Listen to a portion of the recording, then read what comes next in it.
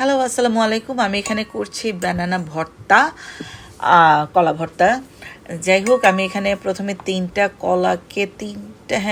না চারটা, চারটা কলা, একদম ছোট ছোট কলাগুলো, অত বড় না, কাঁচকলা যেটা সেটা মানে সিদ্ধ করে তারপর যতটুকু পারছি সেটা করে নিছি, মানে ঘুটে নিছি। হ্যাঁ, তারপর যেটা হলো পেঁয়াজ, কি বলে, তেল বেশ খানিকটাই, তেজপাতা দিলাম, তারপর রসুন, এই তো দিয়ে একটু নাড়াচাড়া করে মানে মোটামুটি একটু তেল আর রসুনটা ভেজে নিলাম।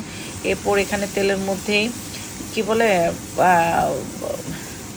দেখেন ভিডিও যখন ভয়েস ওভার দিতে আসে মুখে দিয়ে কথাই বের হয় না, অথচ কথা বলতে বলতে চাপা চুপা ব্যথা হয়ে যায় সারাদিন, বাচ্চাদের সাথে কথা বলা বা নিজেই, মানে কি এক অবস্থা। আমি ভয়েস ওভার দিতে আসছি, এখন একটা একটা জিনিসের নামই খুঁজে পাচ্ছি না। যাই হোক, হলুদ মরিচ লবণ সব কিছু দেওয়া হয়েছে, তেজপাতা দেওয়া হয়েছে। এখন চিংড়ি কুচি কুচি করে কেটে এসে দিয়ে দিলাম, দিয়ে একটু নাড়াচাড়া দিয়ে একটু এক ফুটা মানে অল্প একটু পানি দেওয়া হয়েছে যাতে ভালো মতো, যাতে মানে সুন্দর মতো যাতে বোনা এটা যাতে কষানো হয়।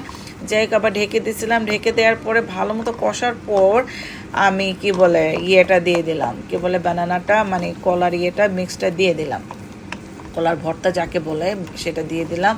মানে ঘুটবার পর আমি খুব যে মিহি করে ঘুটছি তাও কিন্তু না। তারপর করলাম কি, মানে আমার যে স্প্যাচুলা দিয়ে যতটুকু আমি পারছি একটু মানে জোরে জোরে চাপ দিয়ে মানে ভাঙার চেষ্টা করছি, যে একটু মানে ভেঙে যাক যতটুকু পারা যায়। তারপরে আমরা খাওয়ার সময় যখন খেলাম এতটাই ভালো লাগছে, সত্যি কথা যেটা, আমি জানি না আমি কবে মানে বানানা ভর্তা খাইছি, মানে মানে কাবাবটা খাইছি আমি, কিন্তু বানানার ভর্তা আমি খাইছি করে আমার খেলেও হয়তো বা কখনো কোনো দাওয়াতে দেখছি, হয়তো বা খাওয়া হয় নাই, কিন্তু আমার এই ভুনা ভর্তাটা যে কি, আমি এখন ভয়েস ওভার দিচ্ছি আমার মুখে পানি এসে যাচ্ছে।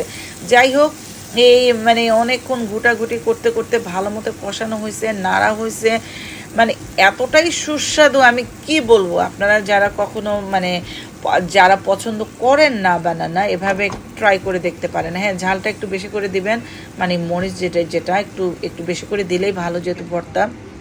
এরপরে শেষে দিয়ে আমার জিরা ফাঁকি যেটা আমি নিজে করে রাখি সেটা দিয়ে দিলাম। একদম দেখেন একদম শুকনো হয়ে গেছে একদম। এরপর খাওয়ার সময় তো সেটা মানে যেহেতু সাথে সাথে তো খাওয়া হয় নাই, মানে এটা আরও আরও ঘন হয়। যাই হোক, এত সুস্বাদু ছিল, কামড়ে কামড়ে প্রতিটা বাইটে কি বলে চিংড়ি, তারপর পেঁয়াজ, মানে ইট ওয়াজ মানে সো ইয়ামি, সো ইয়ামি। যাই হোক, সবাই ভালো থাকে।